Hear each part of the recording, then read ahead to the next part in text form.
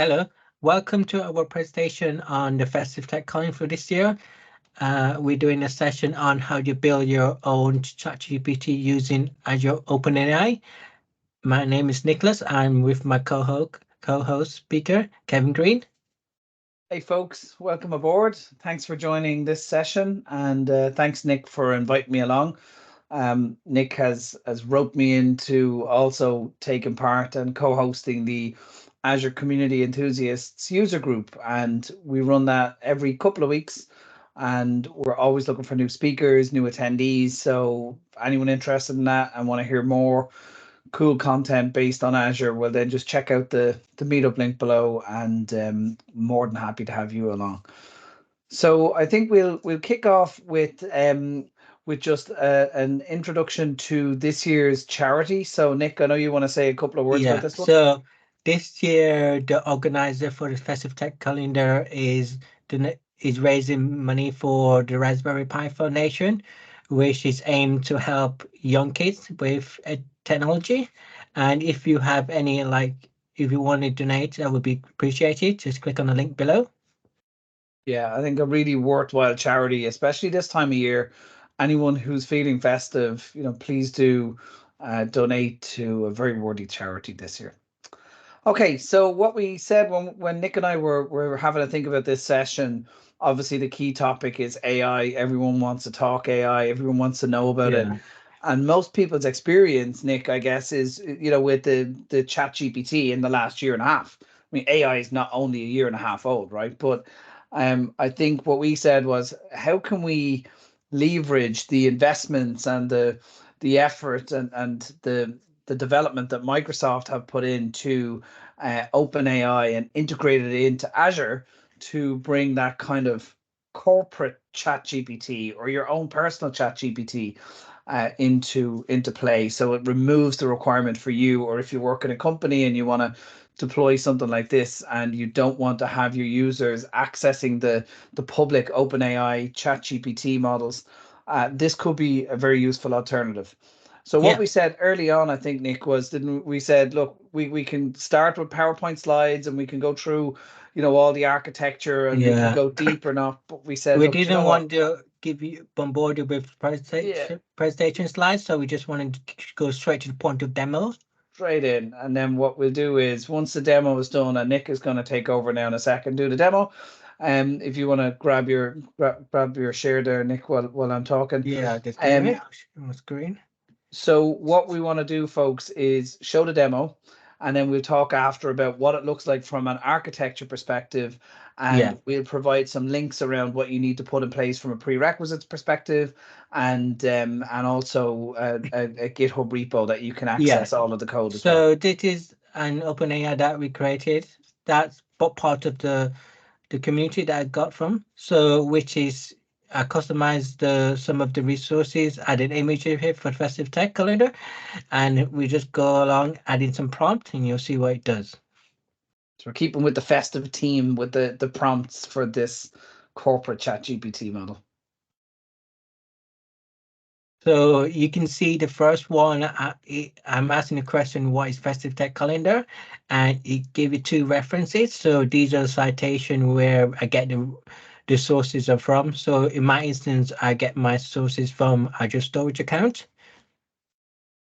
So you've taken some PDF documents, right? And you put them that reference the Festa Tech Calendar 2023 event and put Yeah, them into a storage account and basically told the application, hey, if I ask you a question, you need to first look at where this data is stored. It's kind of a bring your own data yeah. scenario, right?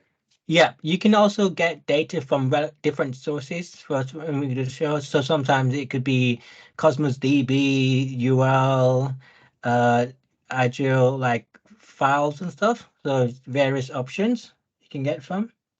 That's pretty cool. And so, look, some people will think this is cool, and others might say, "Look, that's great. We've seen that with ChatGPT, and it's text retrieval. What else Yeah. can we do?" And this was a demo you were thinking of running Yeah, here. So so we can use it also for helping with some code. So it's built in in OpenAI using Codex. So we're gonna try to write some like basic development code. So this one is saying, write me a Terraform template to deploy an Azure landing zone with a simple hub and two-spoke configuration and use a Christmas naming theme for the resources, right? Yeah, so you can see this give you a baseline how you can create your development for your Terraform. So you can use this as an idea how you can start it and customize it how you want it. So the next prompt we're going to show you how the language translation. So how easy it is to translate a prompt from like Merry Christmas in Japanese. I didn't use the Azure translators resource. It just it is built in from OpenAI. Yeah, so it's a native capability. And just before you move on to the next one, do you want to scroll up and just have a quick look at the Terraform code?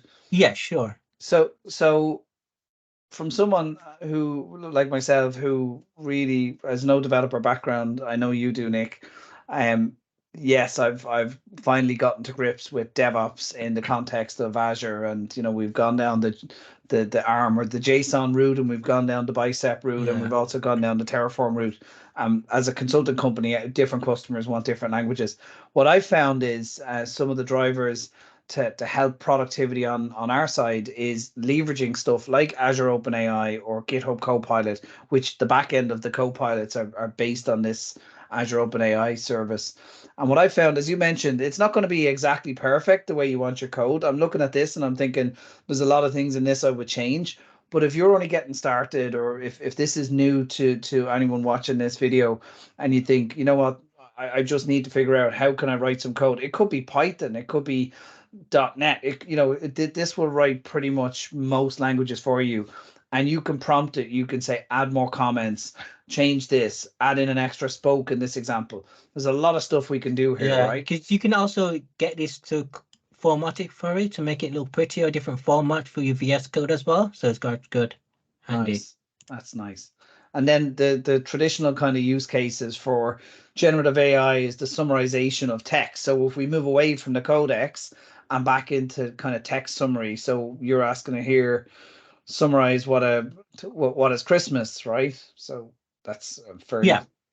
very So festive themed question, but look how quick the power of the Azure cloud and the yeah, compute this is behind it. getting some data from the internet. So we're not using our own data built in. So whenever when OpenAI can't find any data built in our infrastructure, it'll look outside. Yeah, But that's sometimes you pretty may get awesome. an error saying error not found, data not found, but it's very, you just need to adjust the prompt and you get better data. Just before you move on, and we didn't script this, but just because sometimes this can be a little bit buggy, and we were talking in some of the tests that you and I did on this earlier, and that sometimes we have to treat it like it's a child.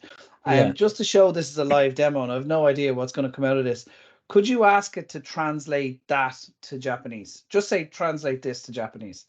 Okay. You don't even So need to copy it in. Just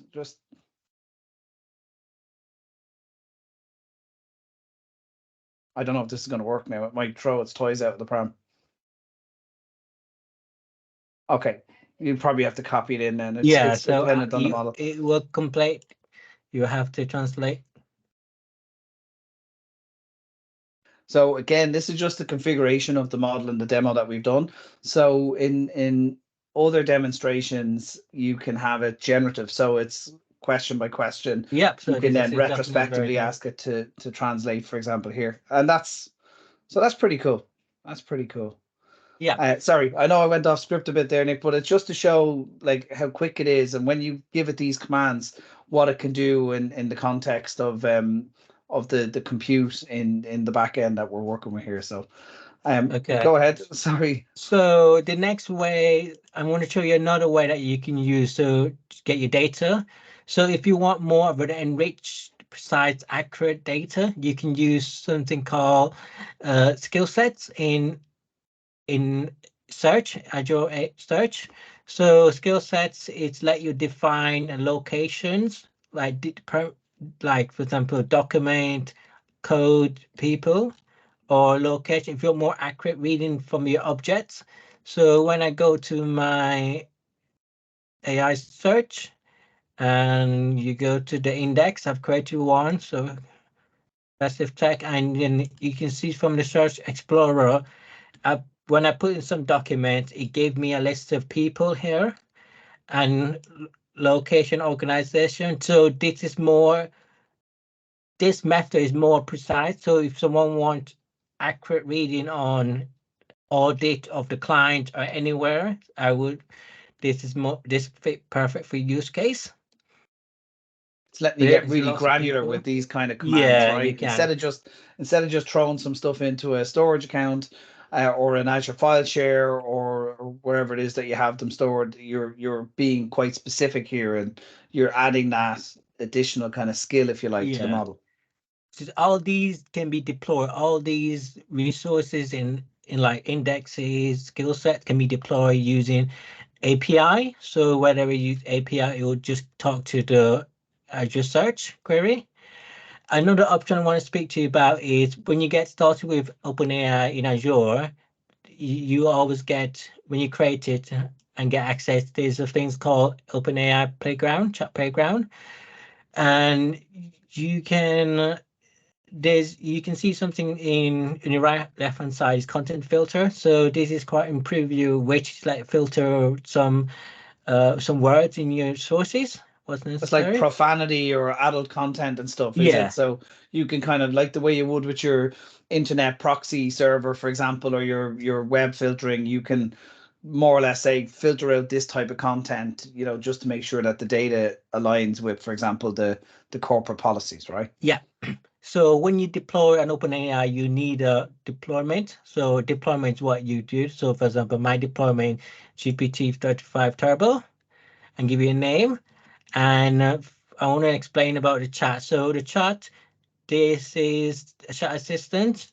So it let you get data from various sources, like I mentioned, AI search, the one that I did earlier, a blob storage, as well as Cosmos DB and URL, which is the URL is quite new as well. So, and then after that, you can use vector search, various ways to get your data. And then the way to test it is that you can chat with here, so you can test it by doing this. So it works here. So if you want you want to create it by API, I would just view the code here, and you can see various options: Python, JSON, C++, curl in order to deploy your OpenAI config. And so these are public, but when you turn on private endpoint, these are like will be blocked, and you could export deploy this using web apps if you want. So you just write option. So normal typical one that we showed earlier for my solution will be Azure App Service.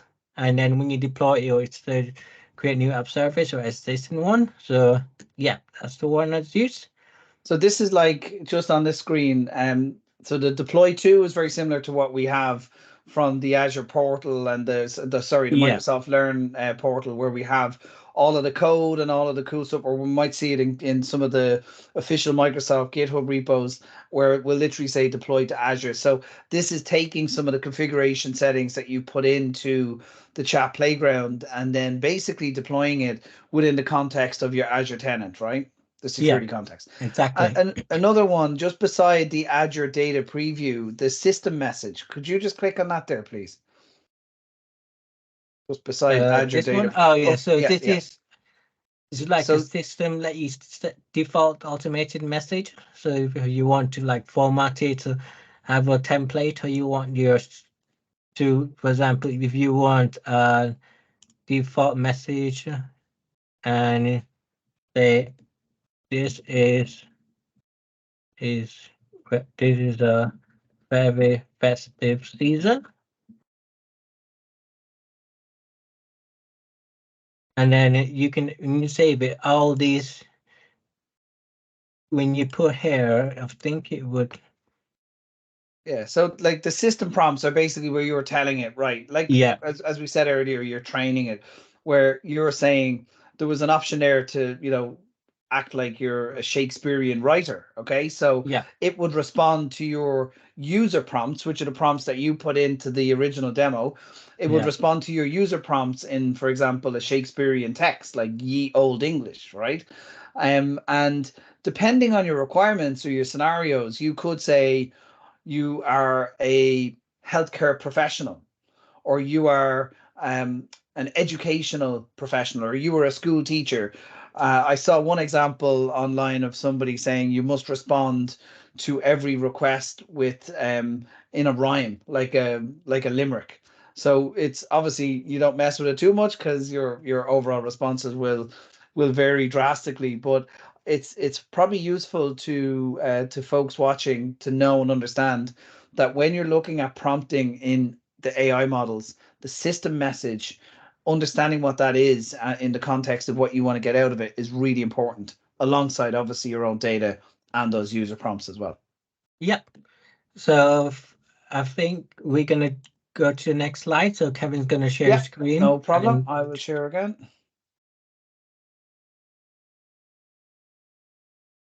Let me know when you can see it again. yep, can see it. Awesome. Right. So thanks for that, Nick. That was really good. Really nice, cool, very quick whirlwind demo. But I hope the folks watching this have gotten a bit of an idea of what it can do. So what we kind of thought is, now that we've shown you some examples of what you can build with Azure AI, you might be thinking, looking at this, going, "Oh, how am I going to do that?" If you're like me, like I said earlier, and you don't come from a development background, you don't come from like a data science background or an AI background, is this just going to completely have to pass me by, or am I going to maybe be able to consider working with this in the traditional context of my Azure architecture scenarios and designs? So this is a high level architecture example of what Nick showed in the demo. Yours does not have to look like this if you deploy it. It doesn't have to be in separate subnets. It can be in all one.